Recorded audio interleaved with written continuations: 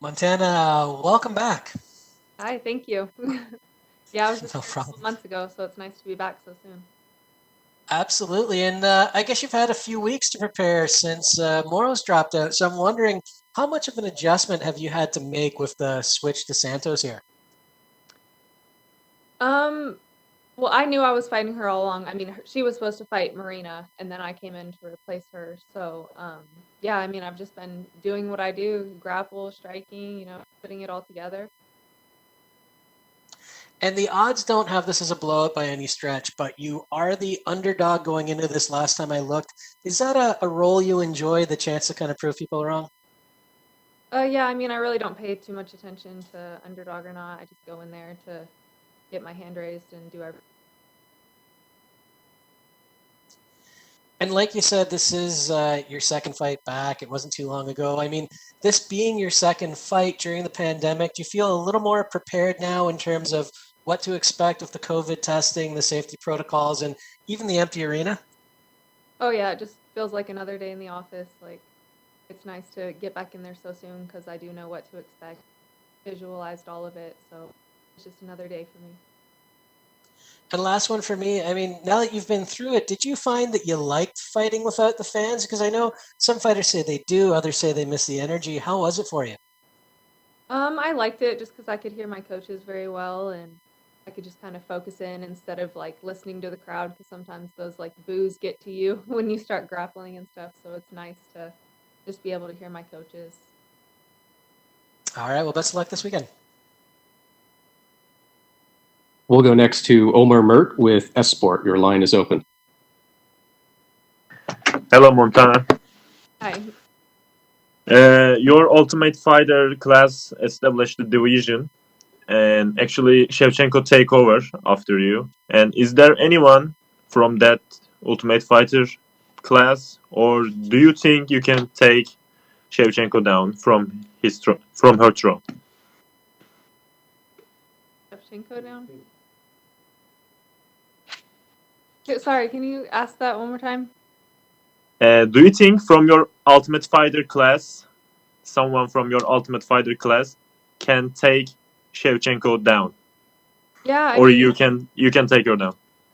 yeah, I mean, I mean, I've been training with Lauren Murphy a lot, and I think she's next in line for that title shot. I mean, I still have a ways to go to get up there, so uh, I think she's definitely next in line, and she should be able to give her a good fight. And my last question is: you don't have any knockout win on your career. Will you go for the way you used to finish the people, or will you try something else? Um, you'll just have to see Saturday. I mean, I've been working a lot on my grappling, so I'm hoping to take it there. Thank you. Hmm. We'll go next to Gabriel Gonzalez with Cage Side Press. Your line is open. Aslında diyorum bazen anlamıyorum. Tanımıyorum ki amına koyayım, ne soracağım? Ne sınıfı girmiş. Tanımıyorum ki. Wow.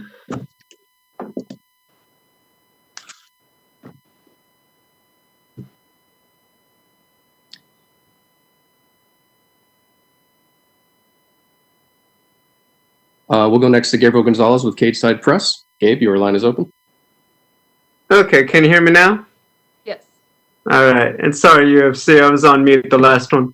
Montana, I want to ask because the fight is, relatively short notice. I mean, I feel like it's the story of 2020. People are taking fights a little quicker to stay active.